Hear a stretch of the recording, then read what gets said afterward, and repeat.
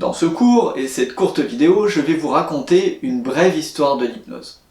Je dis brève car tout cela est très largement résumé et très certainement bien imparfait et entaché d'erreurs historiques. De plus, vous le comprendrez aisément, les sources sont ici celles qui font référence à la science, la médecine et l'usage de l'hypnose dans le monde du spectacle est bien évidemment peu référencé. Cela sera cependant bien suffisant pour éveiller votre curiosité et celle des partenaires à qui vous présenterez cette pratique étonnante, empreinte de légende et de magie. L'histoire se rappelle que les hypnotiseurs ont été un jour appelés des endormeurs.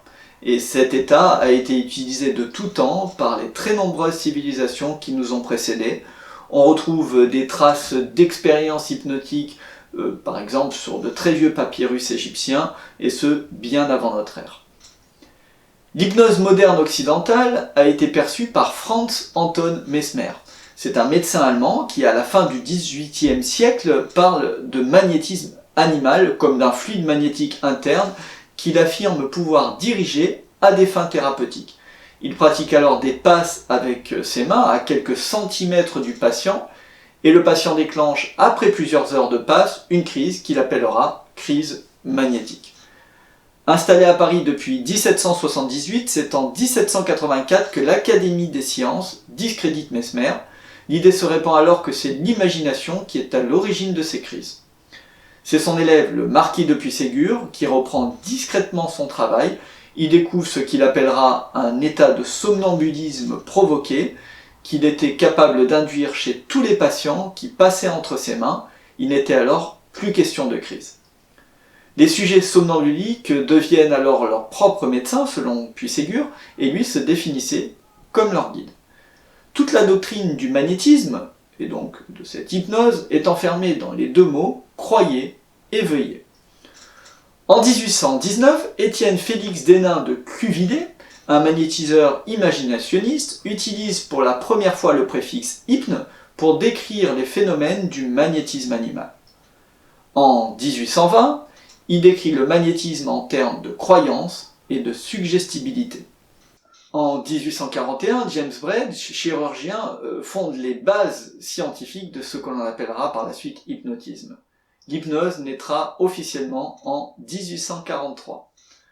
En 1866, naissance de l'école de Nancy, appelée l'école de la suggestion, sous l'impulsion du professeur Bernheim, qui pense que l'hypnose est un état naturel de conscience et que tout le monde est hypnotisable. On a fait un pas en avant. Mais en 1878, Charcot, un neurologue initié à l'hypnose, théorise et affirme que l'hypnose est un état pathologique, une maladie proche de l'hystérie. Il fonde alors l'école de Paris, l'école de la Salpêtrière. En 1889, c'est le premier congrès sur l'hypnose, et en 1919, l'hypnose passe de mode en Europe, et c'est un psychologue et médecin, Pierre Janet, qui crée le terme de subconscient, et qui continue seul ses travaux sur le sujet en France.